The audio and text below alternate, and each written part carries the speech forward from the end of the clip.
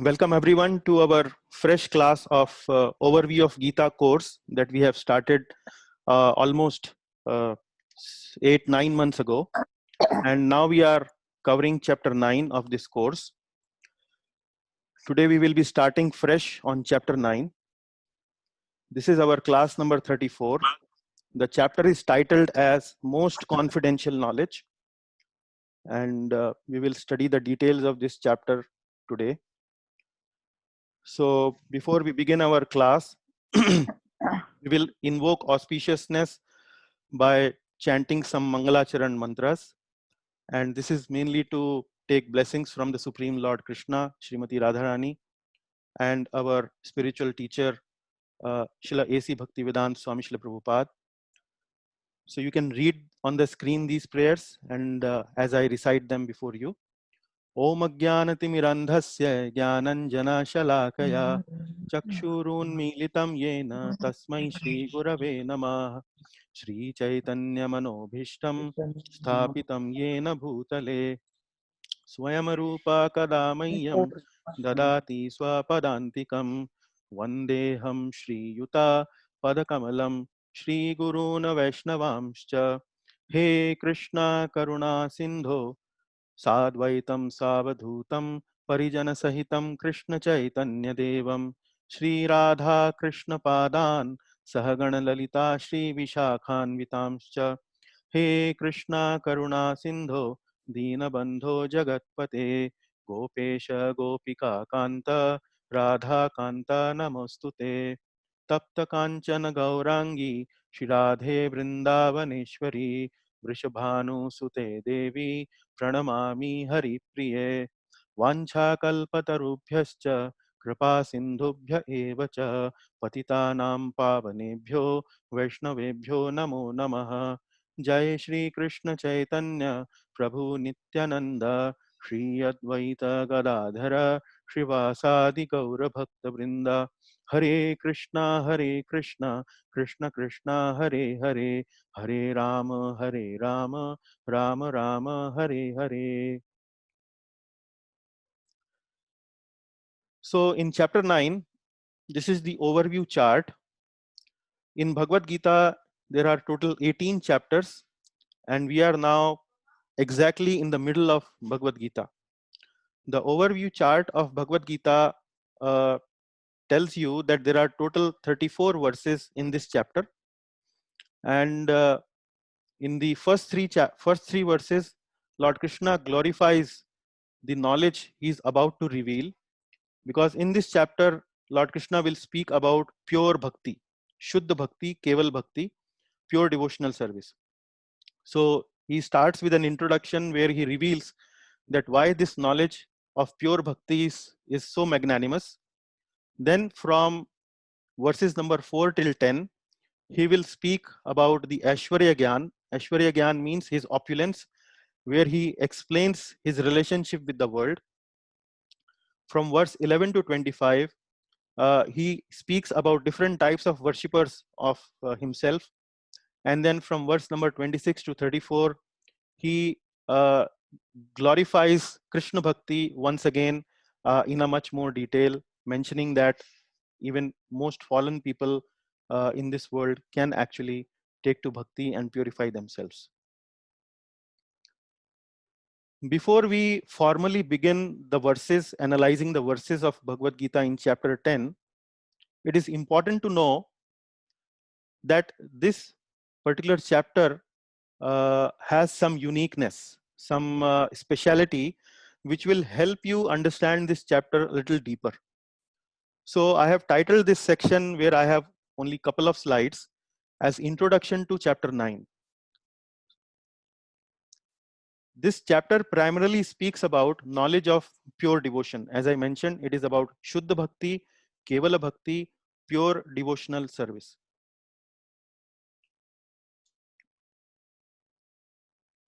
We finished last time when we were doing our classes. Last class was in workshop on chapter 8.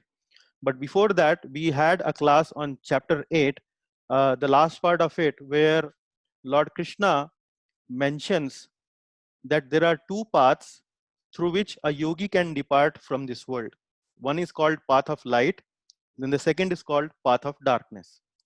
Specifically, he mentioned this path for Yoga Mishra Bhaktas, where he explained that if Yoga Mishra Bhaktas leave their body at a particular period uh, in time, then they can actually go back to the Vaikuntha planets and achieve their goal.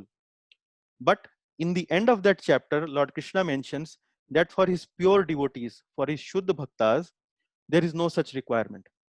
And he mentions that a pure devotee actually surpasses the paths of light and darkness. That's where he leaves the discussion at the end of chapter 8. So in chapter 9, he now elaborates on how to become a pure devotee. So this chapter 9 is elaborate discussion on pure devotional service, Shuddha Bhakti, what are its characteristics, what are its features, and the details are given in this chapter by Lord Krishna. Lord Krishna in this chapter, in the second verse, mentions that this particular knowledge that he is about to reveal to Arjun is called as the most confidential knowledge. Raj Vidya, Raj Guhyam, king of knowledge and king of all secrets. Guhya Tamam, it is the most secret. So somebody might ask, what are the level, why it is called as most secret? If this particular knowledge is called as most secret, what other knowledge, which is the secret knowledge or more secret knowledge, and so on? Because when we say most secret knowledge, we are actually using a superlative. Superlative means the extreme, the best. So that is in Sanskrit, this is known as Guhyattama. So like if you are Hindi speaking, you would know that if I speak a word called Shresht, Shresht means good. Then I would say Shreshthtar, then I would, it would mean better. And then I would say Shreshthtam. So Shreshthtam would mean the best. So similarly, in Sanskrit, we use the word Guhya for confidential. Then we use the word Guhyatara for more confidential. And we use the word Guhyatama for the most confidential. So confidential, more confidential, and most confidential. So in Srimad Bhagavad Gita, 3 levels of knowledge have been given, which can be classified as confidential. Then Guhyatara is known as more confidential, and Guhyatama is actually known as most confidential. When we call confidential or Guhya, this knowledge actually is revealed by Lord Sri Krishna in chapter 2 to chapter 6, where he explains Arjuna the science of the soul. He mentions to Arjuna that soul and body are 2 different things. When the body dies, soul does not die because soul is immortal. And then he keeps on building upon this concept. He then introduces the concept of Karma Yoga. And from Karma Yoga, he further explains a little bit about Ashtanga Yoga in chapter 6. That's how a little typical flow of Gita goes on from chapter number 2 to chapter number 6. So basically, in nutshell, from chapter number 2 to chapter 6, what we are discussing is mainly knowledge of matter and spirit. So the acharyas have classified that this is the confidential part of knowledge. Then he reveals more confidential knowledge, which is the knowledge of bhakti, from chapter number 7 and chapter number 8. And when we say knowledge of bhakti, this is actually, we can say bhakti in general. It is not pure bhakti. As you would have attended the classes of chapter number 7 and chapter number 8, Lord Krishna in these chapters speaks about Artha, Artharthi, Jigyasu, the distressed, the wealth seeker, and the inquisitive. There are 3 categories of devotees who approach the Lord.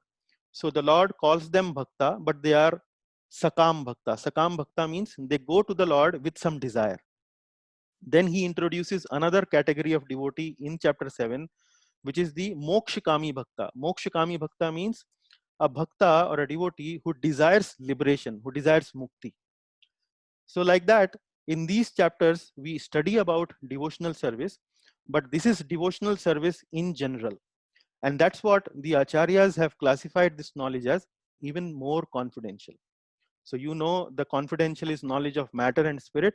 Even further confidential knowledge is knowledge of bhakti.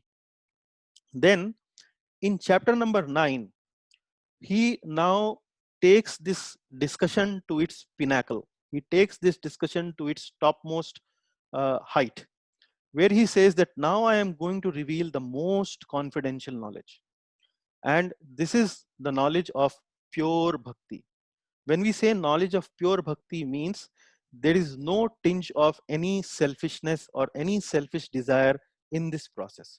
And that's where Lord Krishna calls this as the most confidential knowledge. And that is revealed in chapter number 9, which has 34 verses. It has a lot of sweetness in the verses, as we have been experiencing in chapter number 7 and in chapter number 8. We have been experiencing the verses which reveals about the greatness of the Lord. How great is the Lord? But in chapter number 9, not only the greatness of the Lord is revealed, but the sweetness of the Lord is also revealed by Lord Krishna. So that makes it a very, very special chapter in whole of Bhagavad Gita.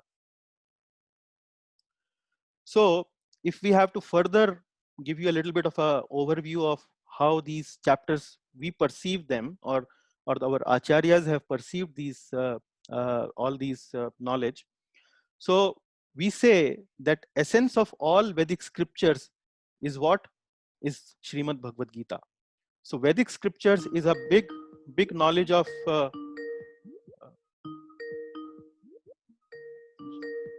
essence of all Vedic scriptures is the knowledge of I mean, it's the, excuse me, I'm receiving some call here.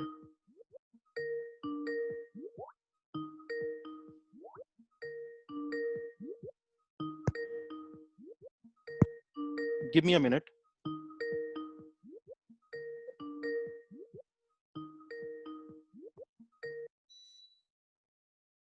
Sorry about it.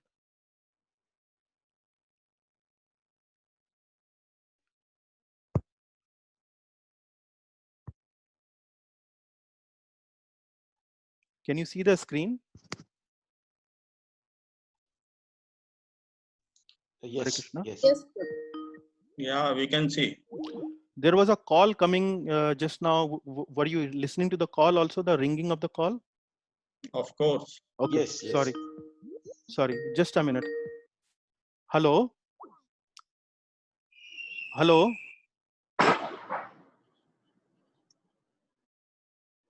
Hello?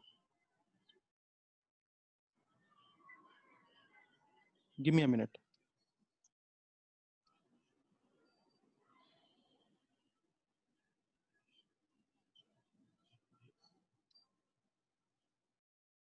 Yeah. So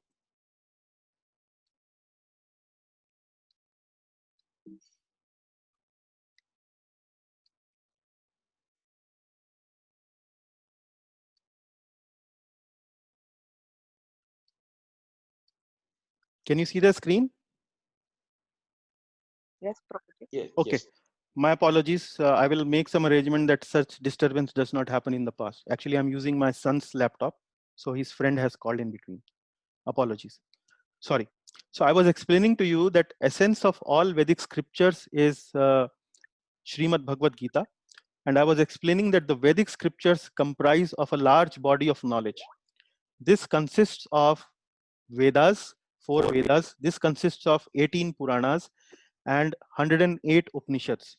And there could be many other books, for example, Ramayana, Mahabharata.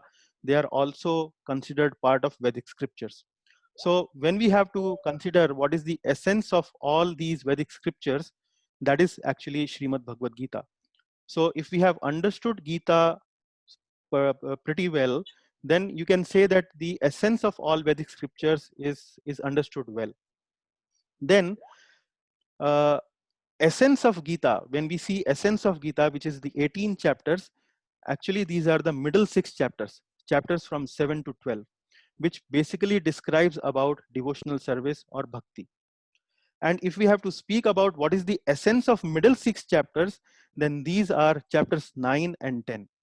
So we are now starting on these 9th chapter, which is actually the the complete or the essence of Bhagavad Gita. So that is why Lord Krishna is also calling it as the most confidential knowledge. In chapter number 9, if you see the flow of the chapter, the context of the chapter, the content of the chapter, it is very, very similar to chapter number 7 that we have discussed in our previous classes. And this particular slide gives you a little bit an idea about what are those similarities between chapter 7 and chapter 9.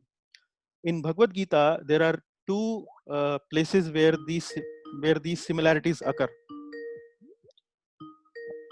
Can you give me just a minute?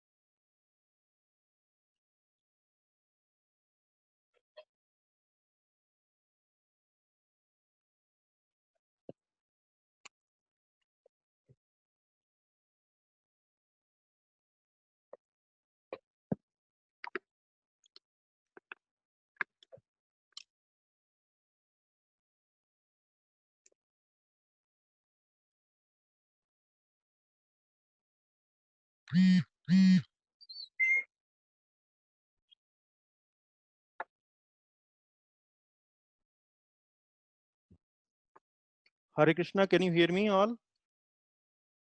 Yeah, we can hear you. Yes, Prabhu. Okay. So can you see the screen as well? No. Okay. Just Not yet.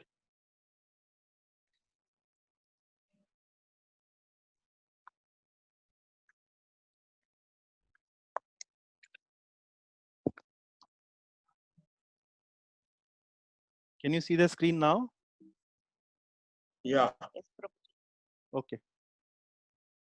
So I have uninstalled the Skype application on which these calls were coming. Sorry once again. Yeah, so I was explaining it to you that there is a similarity between chapter number 7 and chapter number 9.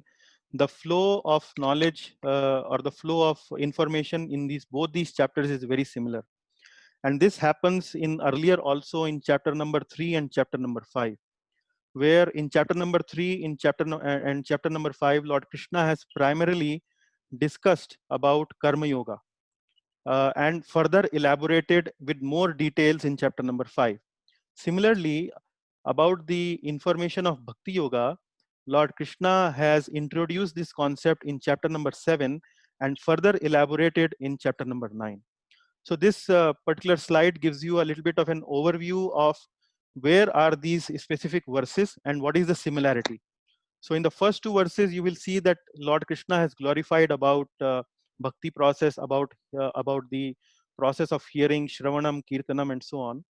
In the following verses after in 4 to 7 and 4 to 10 in chapter 9, Lord Krishna has once again explained about his energies and his relationship with the material world. In And like that, you will also see that Krishna will explain about his all pervasiveness, that he is present everywhere in this world. It was done in chapter number 7 as well as in chapter number 9. Demigod worship versus Krishna worship, this topic or theme appears once again in chapter 9 as it was in chapter 7. And similarly, impersonalists versus devotees. This also is the theme which will be repeated in chapter number 9. But when Krishna repeats these themes, it is not that he's simply repeating them or with no details. He add further details that increases our appreciation for the topic. So that's how Lord Krishna has covered in chapter number 9.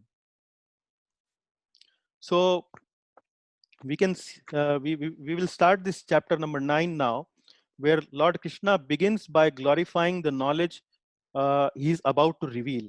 And the knowledge he's about to reveal, as we have already discussed, is about pure devotion, pure bhakti, kevala bhakti.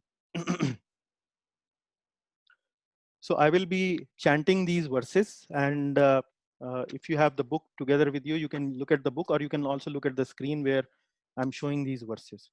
So in the verse number, first verse, which is chapter number 9, Lord Krishna mentions that the knowledge of bhakti and the realization of Krishna by this knowledge happens because somebody has to be non-envious in nature. Lord Krishna says here, Shri Bhagavan Uvacha idam tu te guhyatamam pravakshyami anusuyave jnanam vijnana sahitam yajigyatva mokshase shubhat. If you see the first line of this verse, Lord Krishna is saying here, idam tu te guhyatamam. The word guhyatamam, as we have already discussed, means the most confidential. And Lord Krishna is saying, why I am speaking this most confidential knowledge to you, O Arjuna? Idam te guhyatamam pravakshyami anusuyave. Pravakshyami means I am speaking to you because you are anusuyave. Anasuyave means you are non-envious of me. So this is one information that Lord Krishna gives, that who is the candidate for hearing this type of knowledge, or what is the qualification for getting this kind of knowledge. This particular knowledge can be obtained by somebody who is non-envious in nature, is in particular non-envious towards the Supreme Lord. Why it is so? Because when Lord Krishna reveals this knowledge about himself, he mentions a lot about himself, that how he creates these material universes, what is the relationship between these material universes and Lord Krishna, how Lord Krishna maintains these material universes, and all these things, all these details Lord Krishna gives. So when such a detail is given to somebody, then the person might feel, oh, how great is this person, and he may feel some envy. And when somebody feels envy towards the Lord, that is not good for his own spiritual growth. That is why Lord Krishna is mentioning here that, oh Arjuna, I am speaking this most confidential knowledge to you because you are non-envious to me. Then Lord Krishna says, what is this knowledge about? This knowledge is of pure bhakti, and it gives you a direct realization of me. So in the second line, Lord Krishna says, Jnanam Vijnanam Sahitam Yajigyatva Mokshase Shubhat. So he's saying Jnanam Vijnanam Sahitam. So this knowledge is not only information, Jnanam. It is not only the information, but it is also having Vijnana. So it is Vijnana Sahitam, Savijnanam. Jnanam Vijnanam Sahitam Yajigyatva Mokshase Shubhat. And by hearing this knowledge, there will be no miseries in your life.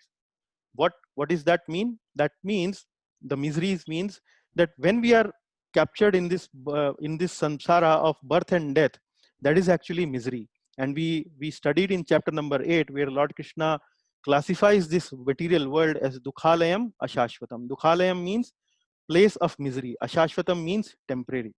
So once you practice this knowledge, once you perfect this knowledge, then there will be freedom from miseries.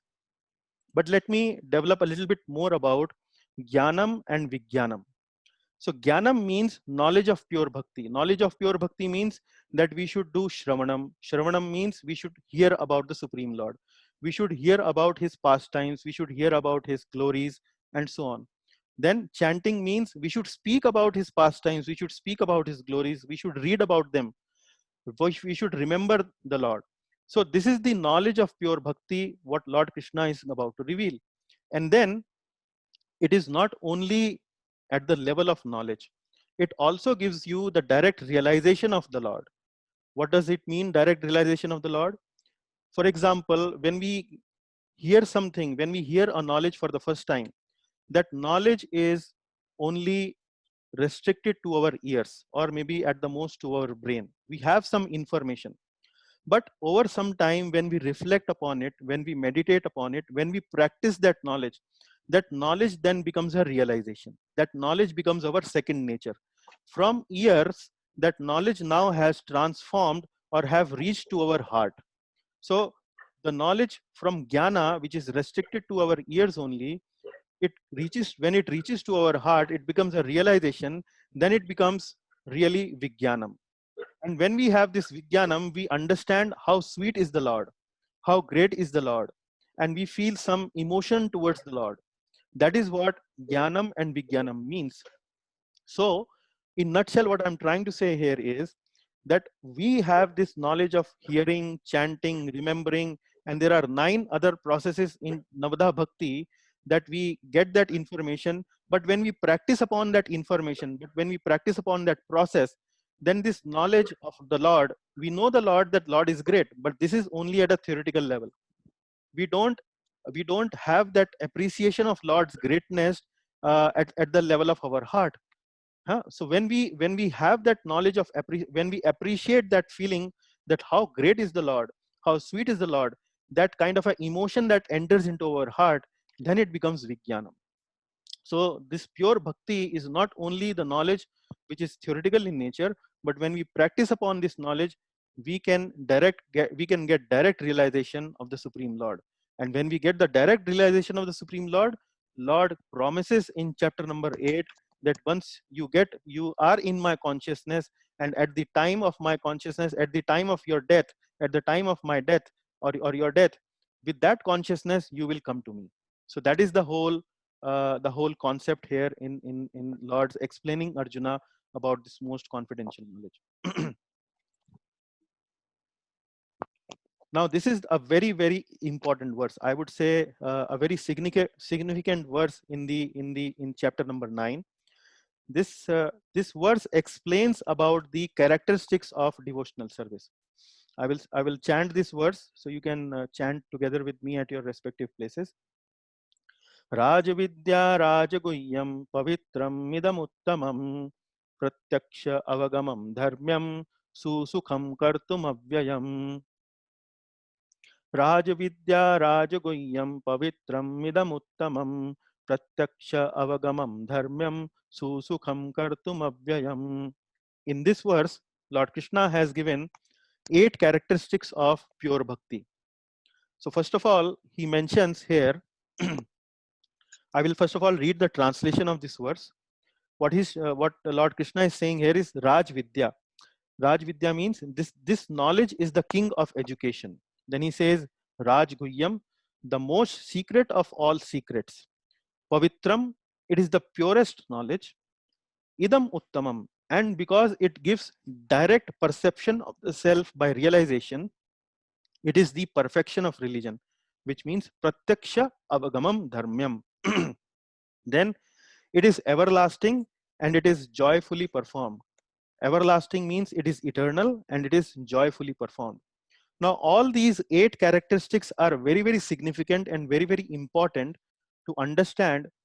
And why it is important? Because unless we understand their importance, we won't be able to appreciate the beauty and the greatness of pure bhakti.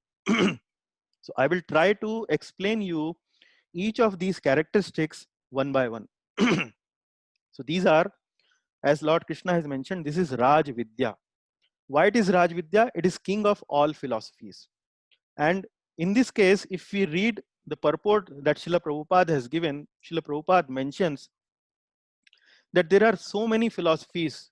Even in Vedic literature, you will find so many philosophies. For example, among the principal philosophers of India are Gautama, Kanada, Kapila, Yagyavalka, Shandilya, and Vaishvanara. And among all these philosophers, finally there is Vyasadeva, and who is the author of Vedanta Sutra. So there is no dearth of knowledge in the field of philosophy. Like there are a lot of philosophies. But what Lord Krishna is trying to tell here in 9th chapter is that whatever knowledge now he is about to reveal to Arjuna, it is the king of all philosophies. That is why he called this knowledge as king of knowledge. Then Lord Krishna mentions that this knowledge is also is Rajguhyam. Rajguhyam means king of all secrets. And why Lord Krishna mentions this knowledge as king of all secrets? Because although we understand this knowledge by hearing or by listening to this knowledge, but unless we practice this knowledge with all our heart and mind, we don't appreciate and develop the realization of this knowledge. We cannot develop that realization of this knowledge. And that is why Lord Krishna mentions it as king of all secrets.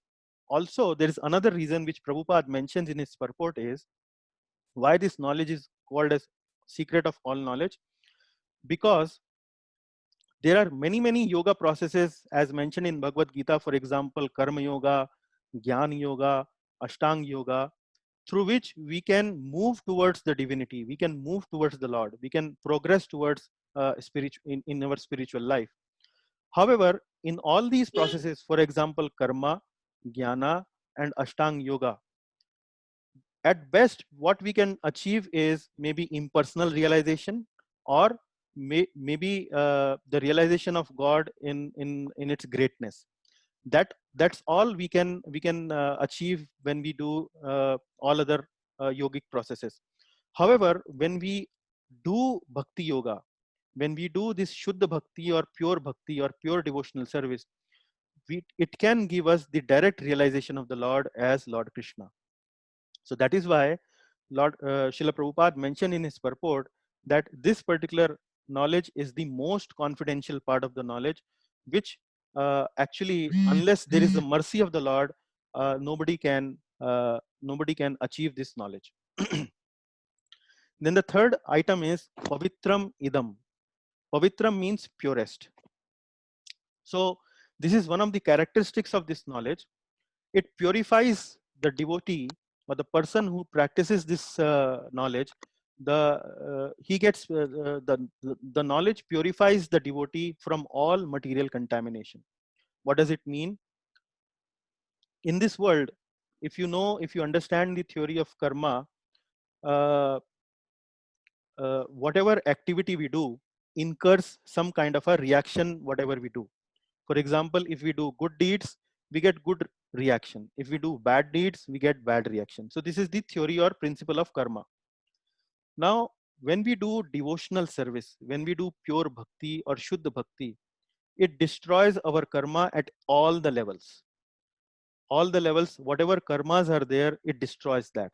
That is why Lord Krishna is saying that this knowledge is pavitram, purifies one of all material contamination.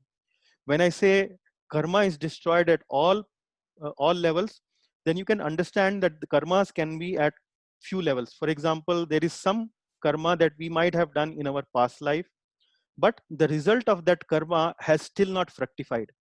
So you can say that karma is still in the dormant stage. There could be other karma, the result of which has already fructified. You can call that as an active karma.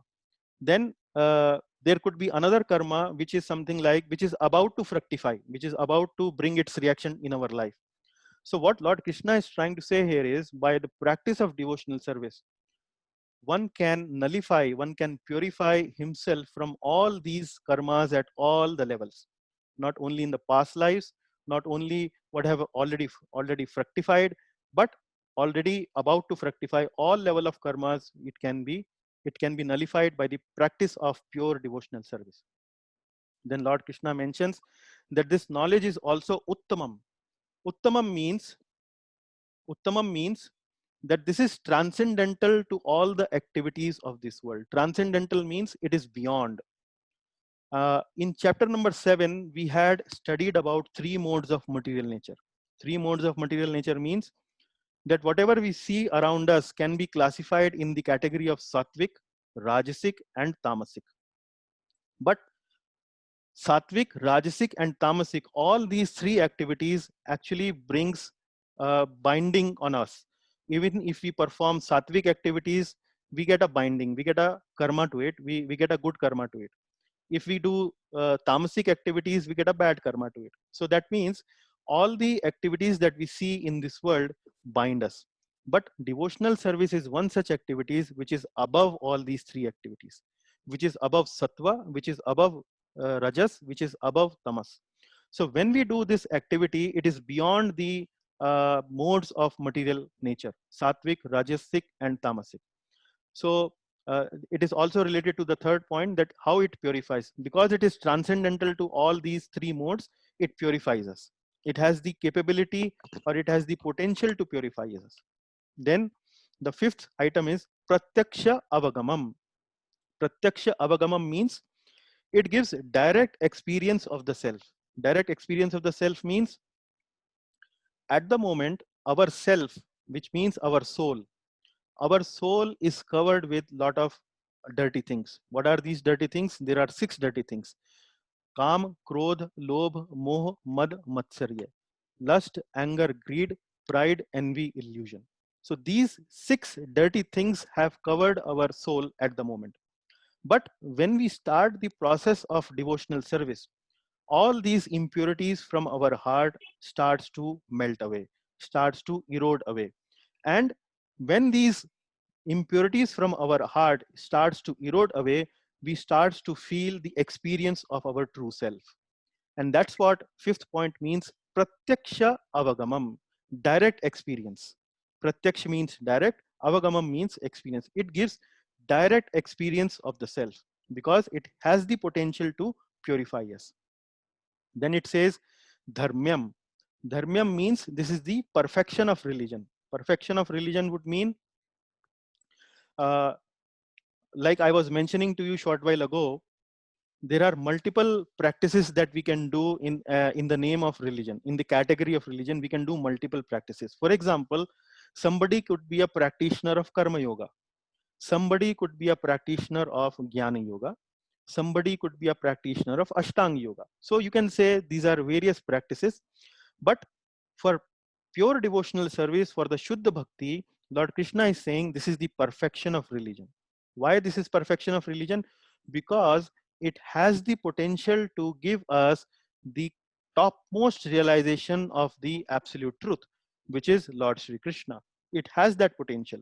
In the other yogic paths, in other religious paths, for example, Karma Yoga, Jnana Yoga, or Dhyana Yoga, we cannot achieve that particular path which is known as the Bhagavan realization. That is what we cannot do. We have to achieve, for in order to have Bhagavan realization, which means the direct realization of the Lord, we have to take practice of pure devotional service. And for those devotees who are attached with us for number of classes, like they are attending our classes from the beginning, you would recognize that we have done this seminar on Ramayana, where we discussed the life of Vishwamitra Muni. And there we studied that how Vishwamitra Muni performed so much of Ashtanga Yoga, so much of austerity, so much of tapasya. But at best, what Vishwamitra Muni could get from that tapasya was the position of Brahma Rishi, which is a very, very exalted position in devotional life. But in order to get the topmost position of Bhagavan realization, even Vishwamitra Muni had to perform the bhakti of Lord Sri Ramachandra. And that is why Vishwamitra Muni goes to Ayodhya, begs from Dashrath Maharaj that he should give Lord Ram to him, and then gives knowledge to Lord Ram, does lot of service towards Lord Ram, and that's how he perfects his life, by doing pure devotional service to the Supreme Lord. So item number 7 is susukham kartum. Susukham kartum means this particular process is not very difficult to perform. it can be performed very easily, and it can be performed with a lot of joy. And how you see that? You must be seeing a picture on your screen on your right, where you would see that a devotee is trying to offer uh, uh, some flowers, some leaves to the Supreme Lord. So this is as easy as that. So you can go to the Lord. You can, with your devotion in your heart, you can either take some flower, you can take some leaf, you can offer some fruit, some water, you can offer some simple arati, you can chant the holy names of the Lord like we did in the beginning of the class. So when you do some simple steps like that, this is simple pure devotional service.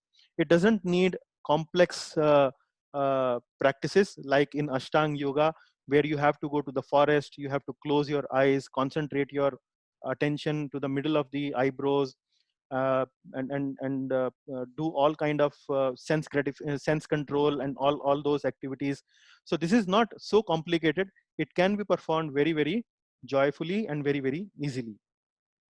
So the eighth item in this context is, which is not, I think, reflecting on your screen, is uh, this eighth item is susukham kartum avyayam. So the eighth item is avyayam. You see this word avyayam. So this is the eighth item. Avyayam means that the pure devotional service is eternal and it is everlasting. What does it mean, eternal?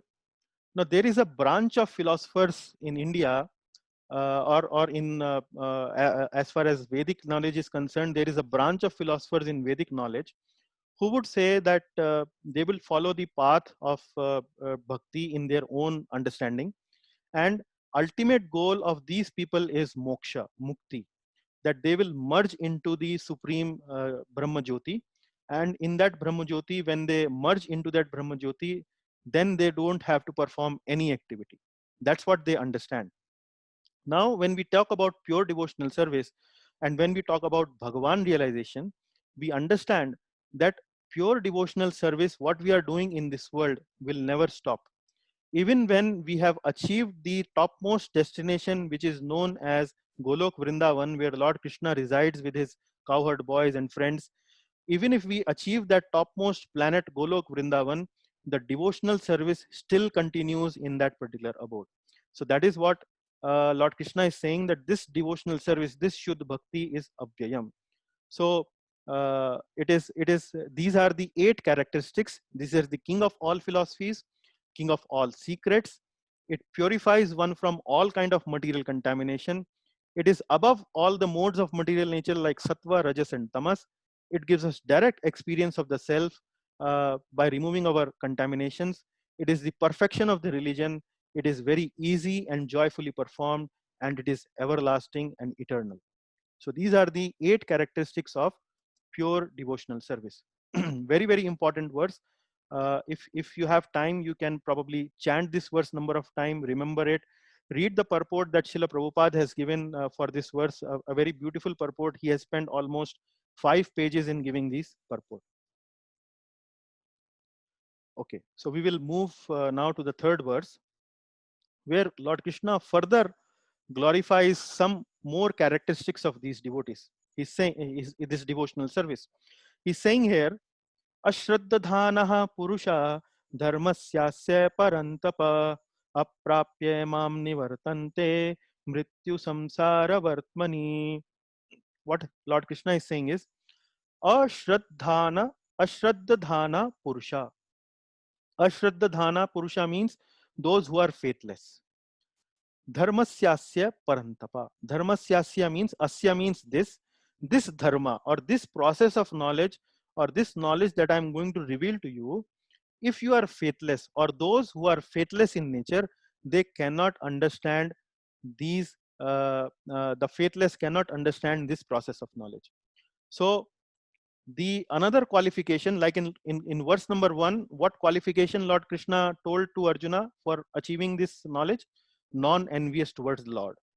Then the second qualification now he's revealing here in the third verse is that you have to have some faith in discharge of this bhakti process. Some faith means when you are doing Shravanam, when you are doing chanting of the holy name, when you are speaking about the Lord, when you are reading Bhagavad Gita, when you are reading Ramayana, These are all activities of devotional service, Shuddha Bhakti. These are all the activities of Shuddha Bhakti.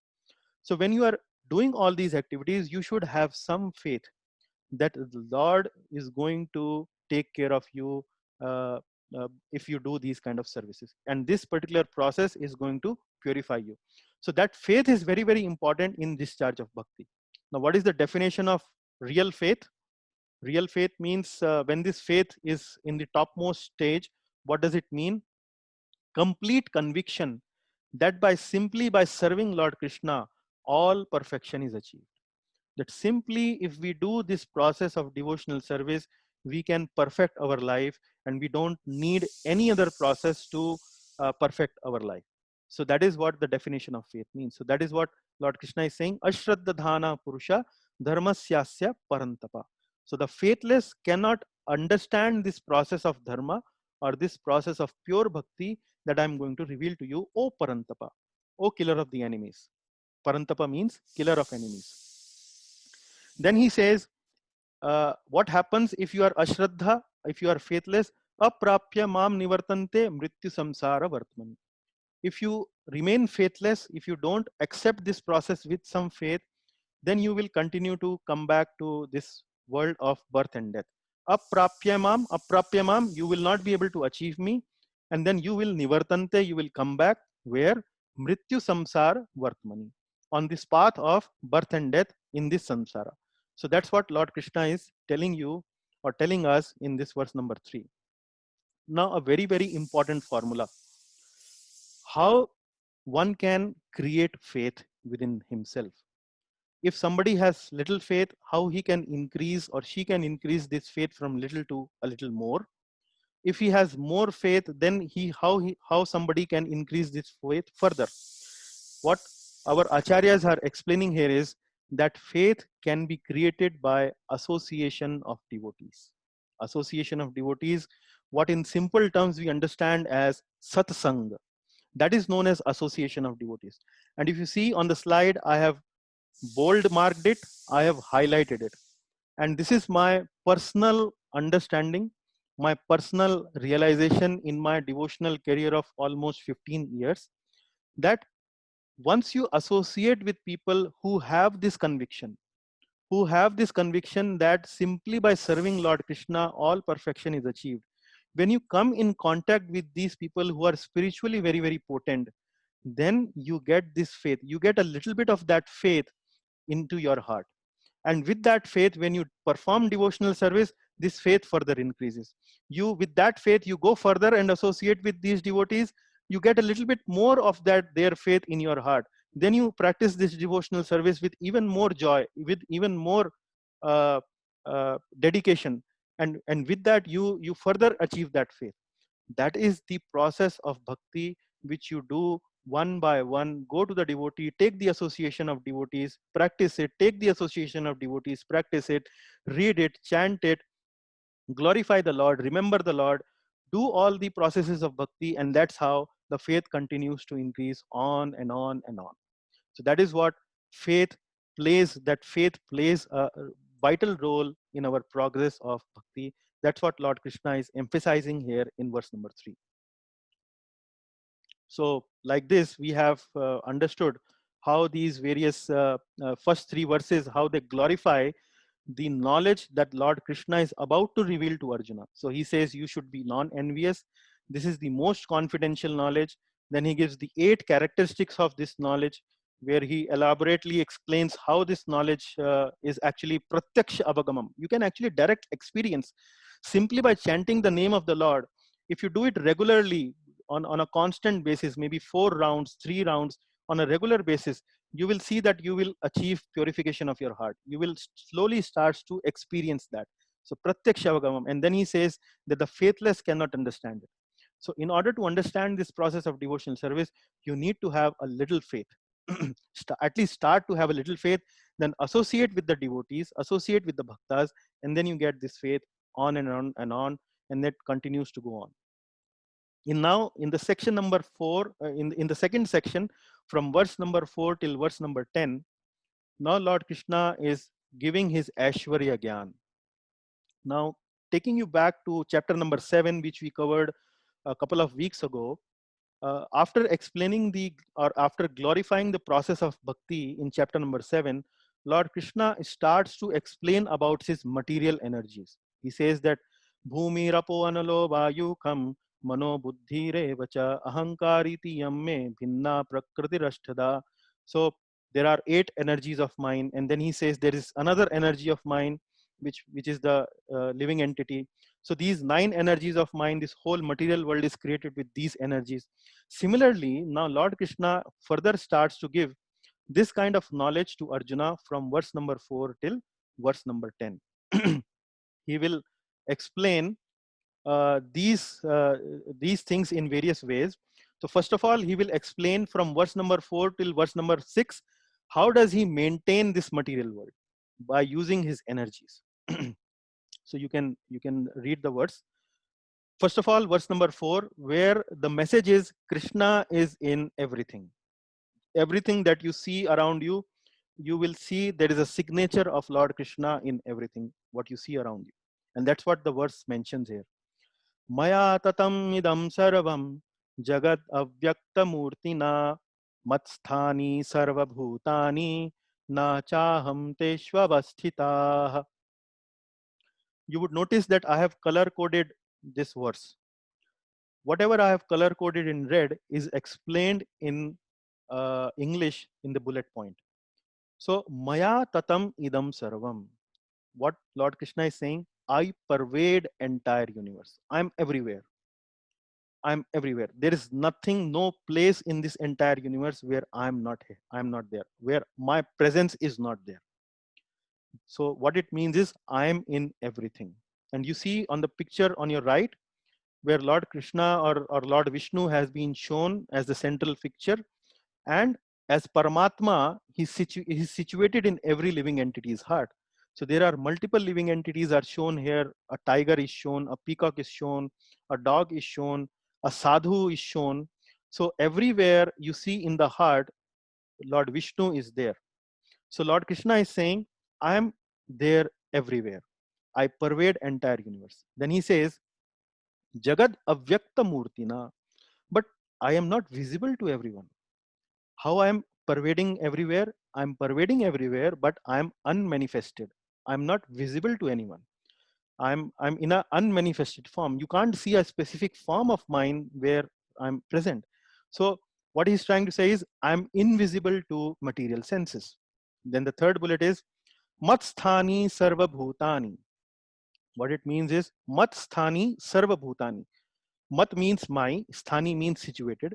All beings are situated in me. What it means is existence of all living beings depend on me. That all the living beings that are existing in this universe, their existence actually depends upon me. So that's what he's saying. Matsthani Sarva Bhutani. Then the final line is Na chaham teshva avasthita. I am not in them. The living beings are dependent on me, but I am not dependent on the living beings. So I'm independent. I'm Swarat. I don't need anybody's confirmation, anybody's support, anybody's vote to become a god. No, I don't need that support. I'm independent. But every other living entity is dependent upon me, and I manifest here in an invisible form. I'm not visible. And probably you can see the similarity here in this verse with the similarity in verse in chapter number 7, where Lord Krishna says that I am maintaining everything, and I am like the thread in the necklace which has pearls. So as the pearls are situated or based or having their basis, or they are resting upon that thread, similarly everything in this universe, you see, I am actually the basis. So in that necklace, do we see that thread? We don't see the thread, only we see the pearls. Similarly, in this world, we don't see the Lord around us, but the Lord is confirming in Bhagavad Gita that everything is dependent upon him and he's invisible.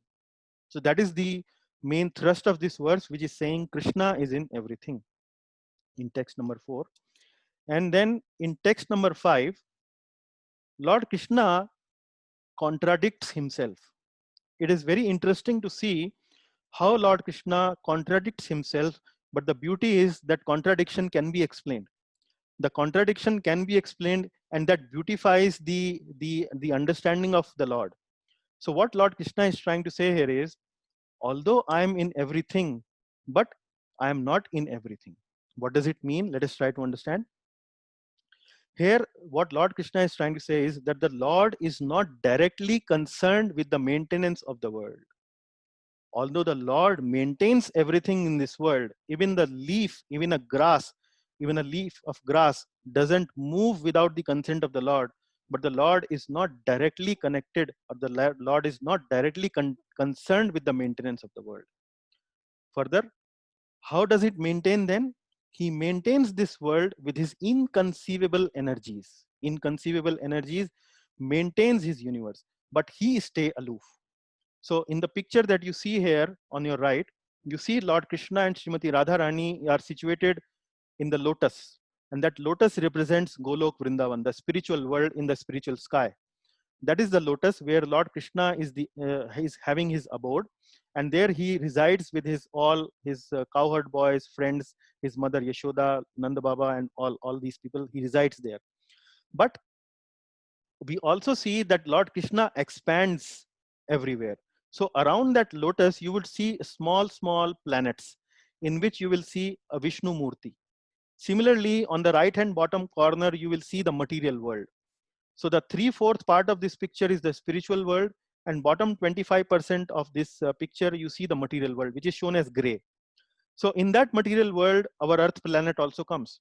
And there we see that how Lord Krishna has expanded into the Mahavishnu form. And from this Mahavishnu form, he further expands into Garbhodakshayi Vishnu form, enters into each of these universes, creates these universes, gives birth to Lord Brahma, then Lord Brahma does the secondary creation, and so on. So the point here is, although everything is happening by the sweet will of the Lord, but the Lord is not directly doing it. He is doing it how? He is doing it through his material energies. He is doing it not material energies. He is doing it through his inconceivable energies. Through his inconceivable energies, he is maintaining this universe. So one example is given, that as we see that there are various planets that float in the space, and so you can say that the space is Lord's energy, which is holding these planets. So we see, maybe from a spaceship, if we see that the Earth planet is floating in the space, and the Earth planet is actually not falling down anywhere. It's simply floating, rotating around. What is keeping that planet rotating around certain other planets? What is that energy? That is actually the Lord Krishna's energy. It is his inconceivable energy that these kind of planetary systems are maintaining. They're floating, they're rotating, and doing all these activities. But so here what we can say, that space is Lord's energy that is keeping that planet to float in that space. Similarly, what Lord Krishna says in this verse is another very important point. uh, he's saying, Nacha matasthani bhutani pashya me yoga maishwaram. Nacha matasthani bhutani. What Lord Krishna is saying, I'm not in everything. I'm not in every living entity. But this is my yogam ashwaram. Yogam ashwaram means this is my opulence. Now, how to understand this point? Yogam ashwaram. It's easy to understand. If you conceive a king, or maybe in our context, in a democratic society, we conceive that there is a prime minister of the country. And uh, if we say that whatever government departments are there, maybe in your city, there is a government department, and you go to that department and you ask the clerk, can I meet the prime minister? What will the clerk say? Clerk will say, no, sir, the prime minister is not here, isn't it? So the prime minister is not present in that office. But in one way, if we see, the prime minister is actually present in that office. How? If a prime minister passes an order, for example, he says that XYZ office will be closed on a particular day in the week, then that office has to be closed on that particular day of the week, because this is an order from the prime minister. So although the prime minister is not personally present in that office, but through his energy, through his constitutional right, he can actually control that office very well. Similarly, Lord Krishna is controlling and maintaining everything in this world through his energies. So that is how what Lord Krishna says, that actually he is connected to the world, but at the same time he's disconnected to the world. So there is a contradiction, but there's an explanation to that contradiction which resolves the matter. We will move. Because this is a little difficult concept when Lord Krishna says, I'm present there, but I'm not present there. So Lord Krishna himself gives an example, a very nice example in verse number 6, where Lord Krishna says, he says, understand that as the mighty wind blowing everywhere rests always in the sky, all created beings rests in me.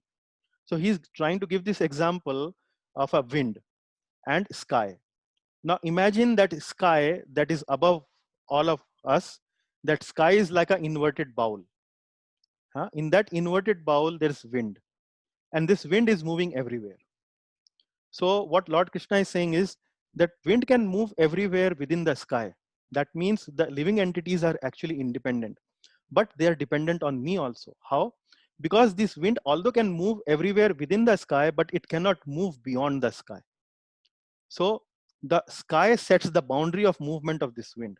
So Lord Krishna is saying, like the sky decides the boundary of movement of the wind, although the wind can move independently within the boundary of the sky, but beyond the boundary it cannot move. Similarly, the living entity in this world has some independence. Has some independence means if the living entity wants to do some nasty thing, Lord doesn't interfere. If somebody wants to do something bad, maybe murder someone, or maybe do any kind of a sinful activity, the Lord doesn't interfere, because Lord gives that independence to the living entity to do whatever you like, whatever your free will is. But at the same time, the living entity cannot do anything and everything. For example, if the living entity wants to become a dog, or maybe a living entity wants to become a prime minister of a country, so the Lord says, no, my rules and regulation apply.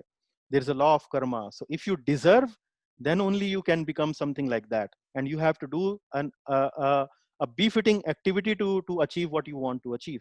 So similarly, Lord says that like the wind blows everywhere, but rests in the sky, all created beings rest in me. So he once again explain with this example, whatever difficult concept he just introduced short while ago, he explains this with this example. Similarly, what does it mean in simple terms? That all cosmic manifestation exists by the supreme will of the Lord. And all of them, but all of them are subordinate to that supreme will. So that is what this example means. On the right hand side, I have shown you a beautiful picture which represents the clay eating Leela of the Supreme Lord. So you might have heard about this Leela where Lord Krishna as a child eats the dirt, eats a clay, and his elder brother Balaram complains this to Mother Yashoda. And Lord Krishna says, no, I have not eaten the dirt. Even you can see inside in my mouth. I'm not lying. Actually, my brother is making up stories. So that's how the Leela, the sweet Leela or the sweet pastime of the Lord goes on.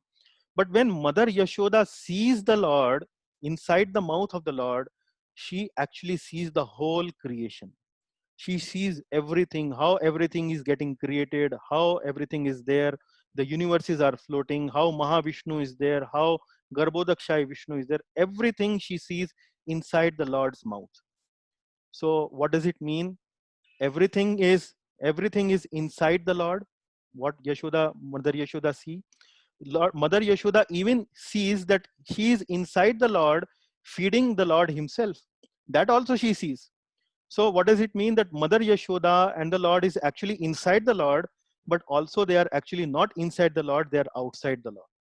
So that is the inconceivable beauty of this knowledge of pure devotional service, which explains how the Lord is actually connected to the world, but at the same time not connected to the world. So that is verse number 6. Now we have only 2 slides remaining. I think I should complete them and then we can have question answers. Now in this verse number 7 and 8, so verse number 4 to 6, what just we completed, speaks about the maintenance aspect, how the Lord maintains the world. This is his Ashwarya. This is actually his opulence. Opulence means, say for example, if I'm working in an office and there are 25 people working under me, so that is a kind of an opulence I'm having. If somebody comes to meet me in the office and he comes to know that okay, maybe he's in charge of 25 subordinate managers or assistant managers and so on, he's actually the vice president of the company, that actually is one kind of a glorification of that particular person. Okay, oh, he is so capable that he can actually maintain or subordinate or maybe give orders to at least 25 people in this creation. So similarly, Lord Krishna is giving his Aishwarya Gyan, his opulence, that how he maintains everything. So Prime Minister of the country, maybe of India, may be maintaining or having a say into the lives of 1.3 billion people. But here the Lord says, actually, he's maintaining everything in this world. There is no corner of this universe which is untouched with the Aishwarya or the opulence of the Lord. So that is what the meaning of Aishwarya Jnana. So in this Aishwarya Jnana, we understood what is the maintenance, how does the Lord maintain from verse number 4 to 6. In verse number 7 to 8, Lord Krishna explains about creation and destruction of these material worlds. So in verse number 7, Lord Krishna says that how destruction happens. Lord Krishna says that all beings enter into my energy. He says, O son of Kunti, at the end of the millennium, all material manifestations enter into my nature, and at the beginning of another millennium, by my potency, I create them again. So here he's explaining about creation and destruction. You would remember in 8th chapter, we understood about Lord Brahma's life. So we understood that the creation and destruction happens every day of the Brahma. So when the day of Brahma starts, the creation starts. And when there is a night of Brahma, that creation annihilates, that once again gets destroyed.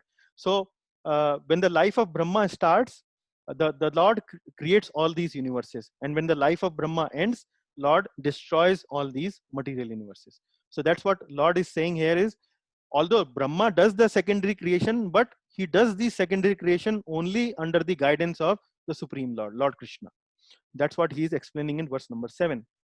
In verse number 8, he's saying that it is my will that these material creations are destroyed and created again and again. The whole cosmic order is under me, under my will.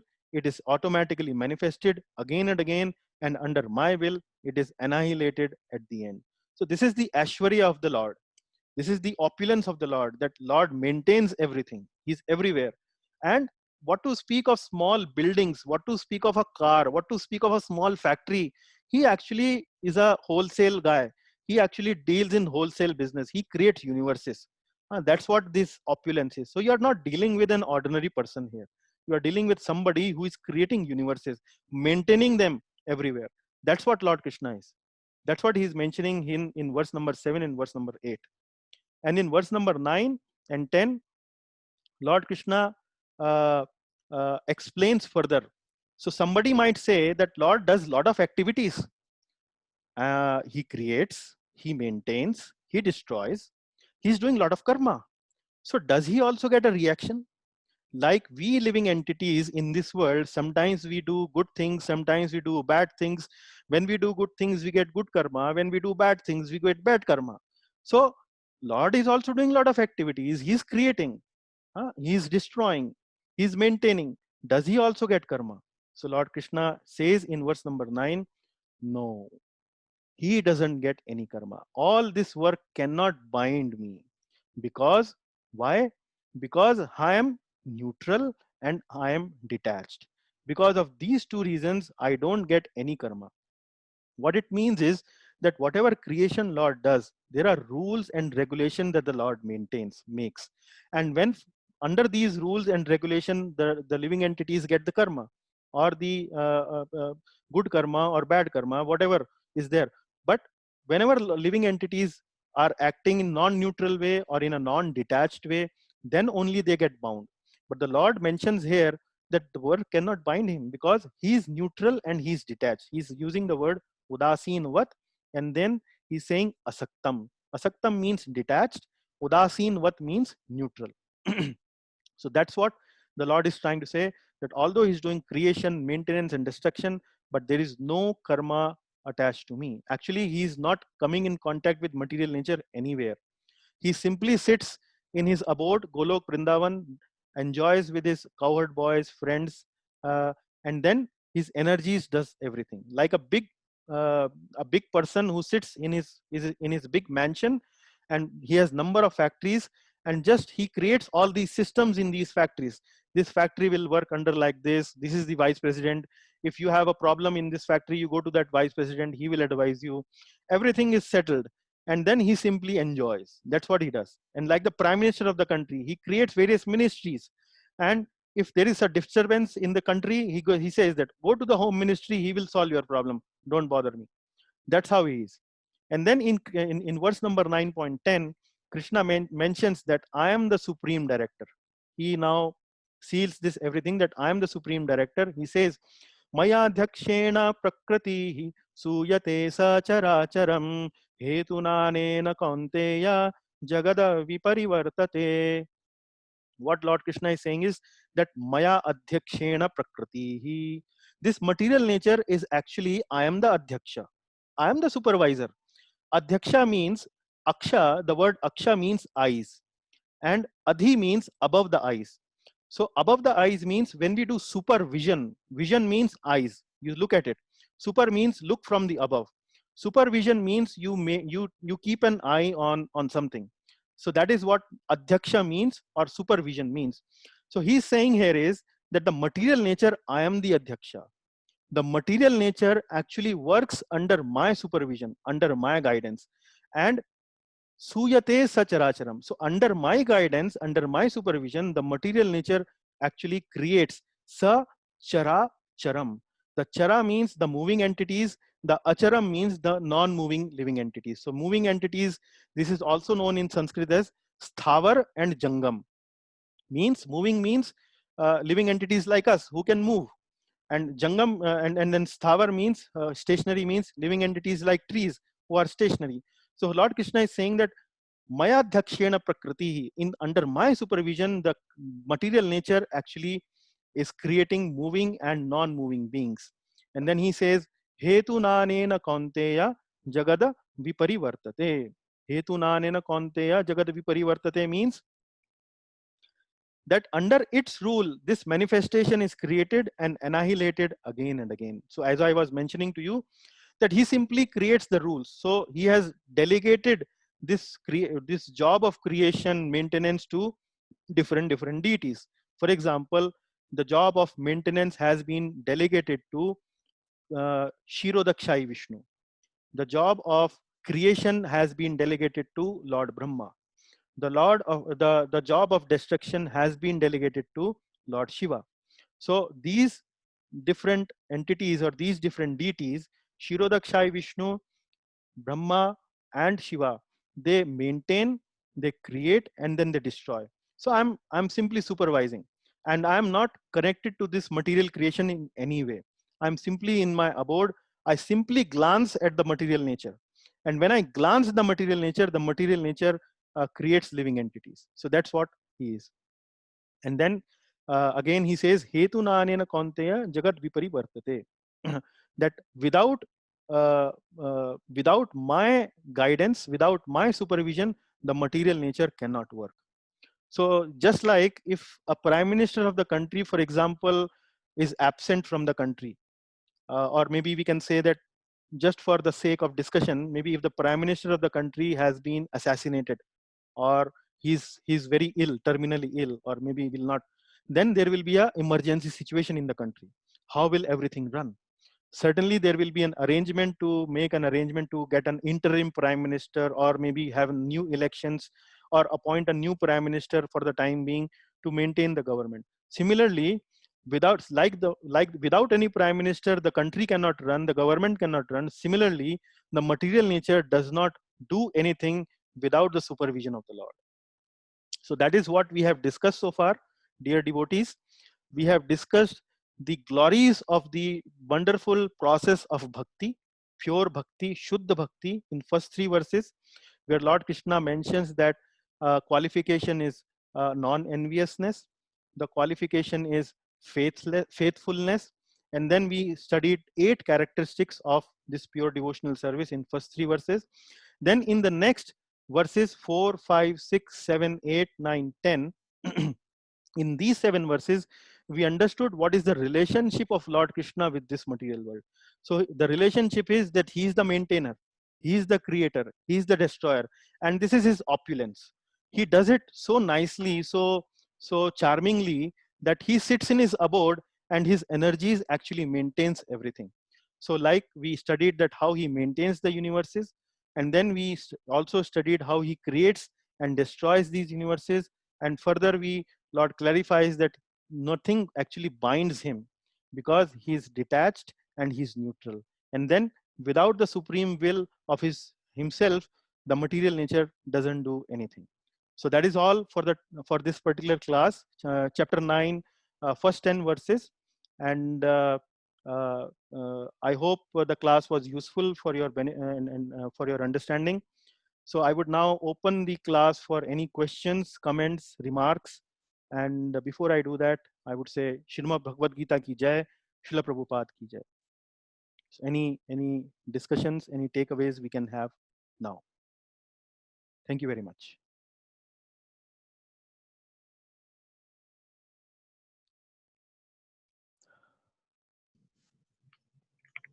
Hello. Hare Krishna, hello. Hare Krishna. Hare Krishna Prabhuji. Yes, Mataji. I'm Mohan Kumari speaking. Yes, Mohan Mataji, I recognize you. Yeah. Yeah. So that this thing, no, like Shri Krishna doesn't get what is that? Karma. Any like karma. Yeah, that can you please explain once more? Okay. See, whenever we do, if because you have not joined our classes when we were doing these Karma Yoga classes, you were still not connected with us. So the Karma Yoga, when you go to the Karma Yoga chapters of Bhagavad Gita, Lord Krishna mentions how a person can prevent himself to get any reaction. So whenever we do something good or whenever we do any activity, we get some reaction of that work. Okay. Now, in what conditions we don't get any reaction of that work?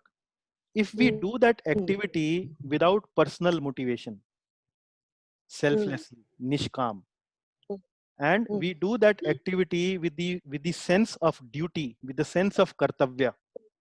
So in these two positions, in these two situations, we don't get any karma.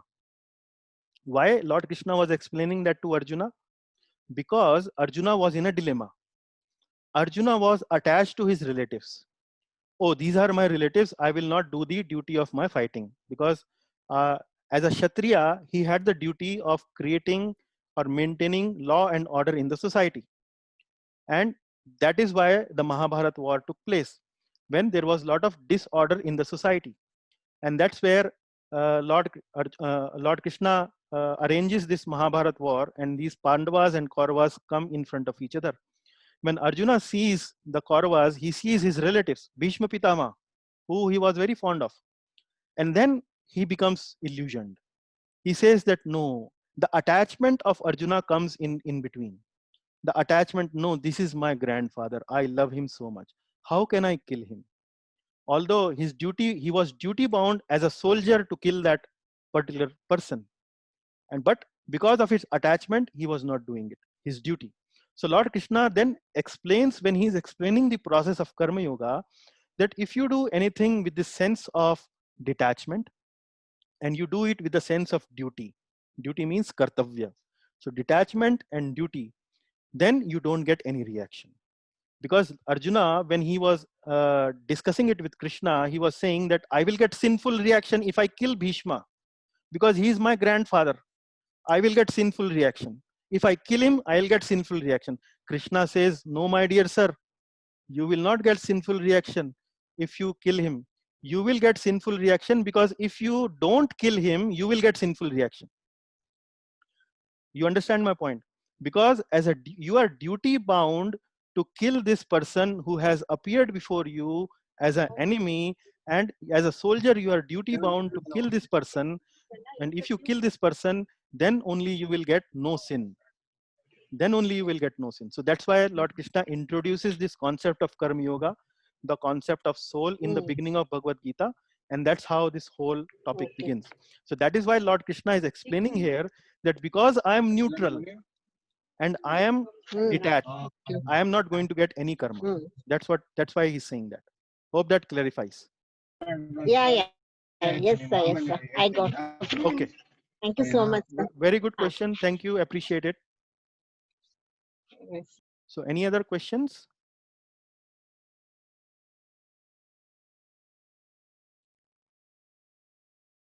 Silence. Either the class was too difficult or too easy. अरे करतार भाई, Kartar, can you hear me? Kabda? Anyway, let us wait. Okay, if you don't have any questions, any takeaway points, anything that you liked in the class or disliked in the class, which you would like to share, maybe we can go one by one. Or if there are questions, yeah. Kartar is a very senior person in this Gita. Oh, is it? Okay. Yeah. Yes, sir. So Your reflections? I wanted to ask him his reactions and guidance and blessings too also for you. Oh, thank you. Yeah. Please, sir. Any special comments? हाँ जी, केशव गुरु बहुत बहुत आपको मुबारक। And Gita का तो हर शब्द ही complete है in itself. Ji sir. और हर अक्षर कंप्लीट है, और गीता ज्ञान ही रियल ज्ञान है जी। सबसे पुराना ग्रंथ है दुनिया का। 5153 साल पुराना है जी सर। 2 दिसंबर को गीता जयंती होती है। ये बाकी जितने भी ग्रंथ हैं वो इन 700 श्लोकों से निकले हुए हैं, 18 अध्याय से। एंड ये 7 से लेके 12 तक ये तो सारे भक्ति योग हैं। जी सर। पहले 6 सारे कर्म योग थे। जी सर। और आप जैसा गुरु मिल जाए तो और क्या चाहिए भाई। क्यों लास्ट के 6 अध्याय तो फिर ज्ञान योग में आ जाएंगे, आत्म ज्ञान में जी, जो कि रियल ज्ञान है जो हमको देना है जी। क्योंकि अगर पहले दिन ही पहले अध्याय में ही अगर भगवान कृष्ण बोल देते जी तू शरीर नहीं आत्मा है जी तो जी समझ में नहीं आना था। इसीलिए पहले कर्म सिखाया। या कर्म योग में आपने गुरुजी ऑलरेडी भक्तों को निहाल किया होगा जी। दूसरे अध्याय से, सांख्य अध्याय से जी, जो कि सबसे इम्पोर्टेंट है जी। एंड जिसको सेकंड अध्याय समझ में आ गया समझो उसको सब कुछ समझ में आ गया। जी जी जी। वो कर्म से फिर कहीं नहीं भागेगा। जी सर। तो 9 के बाद में बात करेंगे। तो आज आपने 9वां अध्याय में बहुत ही अच्छा भक्तों को निहाल किया। जी सर। एंड मेन चीज वही है कि किसी चीज में आसक्ति नहीं रखनी है। जी। तो और सरल शब्दों में हमको निरक्षर निर्विकार बनना है। जी जी। जब तक इच्छाएं हैं, जी, जब तक विकार हैं, हम ज्ञान से बहुत दूर हैं, ज्ञान के आसपास भी नहीं। जी जी जी। तो बहुत अच्छा पॉइंट आपने और रखा भाई सर। ये हर हफ्ते हाँ जी करतार हर हफ्ते होती है शनिवार को इसी समय इसी उस पे जूम पे ही। ठीक है जी, तो मैं याद रखूंगा। नहीं याद तो मैं दिलवा दूंगा आपको। you are most welcome to give your blessings. Okay. वो तो भाई अभी लिंक हो गया है। हाँ। ये तो चलता ही रहेगा, ये तो चलता रहेगा। So nice of you. क्योंकि ये पानी का लिंक नहीं है, ये तेल का लिंक है, पानी की धार टूट जाती है, तेल की धार टूटती नहीं है। ठीक बात। तो ये तो लिंक अभी शुरू हुआ है, अब देखो कब तक चलेगा। जब तक ईश्वर चाहेगा। बस Okay. उसकी इच्छा से होएगा, मेरी इच्छा से नहीं। Yeah. May I request more devotees to comment because there are more people who may like to comment or Hare Krishna. want to share any takeaway points. Hare Krishna Prabhu. Yes, Mataji. I am Jayanti speaking. Yes, Jayanti Mataji. I like the takeaway point of faithless cannot attain Krishna. Okay, very good. Okay. Faithless cannot attain Krishna. Yeah. And faith is created by association of devotees. Yes. This is yes. the takeaway point I like. Yes, Mataji. So this is Thank you, the Moola mantra for sustaining ourselves in devotional practice. So if you are feeling down anytime in your devotional life, start to increase your association of devotees. Starts to increase your satsang, and that will lift you up. Yes. Very nice, Mataji. Thank you. Yes, You picked up the essence of the class. Thank you. Yes. Thank you, Prabhu. Hare Krishna. Yes. Hare Any other takeaway points? Prabhuji, Yes, Manish Prabhu. Prabhuji, this one, the concept, I am everywhere, but I am still not there. Mhm. ये थोड़ा सा, I think we still need some explanation, but I believe we should read, we should recite whatever the class once again, and then maybe I will come up with some questions. But Yeah. nice So- concept, but okay. I think थोड़ा सा और ज्ञान चाहिए इसके ऊपर. Yeah. So this can be understood very well with this analogy of a prime minister managing various offices through his powers. So, for example, when we say prime minister is sitting in Delhi in his home or in his office, we can understand that prime minister is there. Prime minister is there. But when we go to any other government office in the country, we don't see prime minister there, isn't it? But the decisions of prime minister affects all those offices. So the point is, the prime minister may not be personally present in another offices, but because of his powers, through his powers, he is actually connected to all those offices. If he says, for example, that one 500 rupee note will not be there from tomorrow, every other office will be impacted, although the prime minister did not go to any other office. So you don't have to personally present, but through your energies you can maintain. So that's what Krishna is saying, that I am there in everything, but still not there in everything. But he is aware of everything, correct? He's aware of everything. He is Yes. completely aware of everything. Completely aware of everything. Through his energies. Through his energies. Through his energy. Yeah. Okay. Okay, Prabhu. Good question. Yeah. Any other point? One, I think. One. And Any other two. point? Any other takeaways? Geeta ji, any other takeaways? Any takeaways from you? Kishore Prabhu, Vasudevan Prabhu, Vidya, Dr. Vidya ji from Canada. Just one small observation. Yes, one Prabhu. small observation was, see, like Krishna says, all this is good in theory. This jnanam vijnanam. The key is how we are able to realize. And the funny thing about realizing is, every time you go deeper, you go on realizing more. Yeah. So if the last question from Manish, when you read more and more, you understand. Otherwise, first time you read, you understand it very superficially. So it is something that we have to realize over a period of time. So that I think was a big takeaway for me. Correct. That realization is eternal journey that continues. Yes, and then Lord Krishna actually, if you will read in chapter number 10, where Lord Krishna will tell that once when devotees or when the sadhaka accepts this process of devotional service, actually I give him the intelligence. I give him the intelligence to come to me. So the realization is not something your own responsibility. The Lord also helps you in getting that realization. He also becomes a party in your life to help you move towards himself by giving you the right realization at the right time in your life, which we will see in chapter number 10. Okay, I see Mr. Pavitra Raju joining us for the first time, I guess.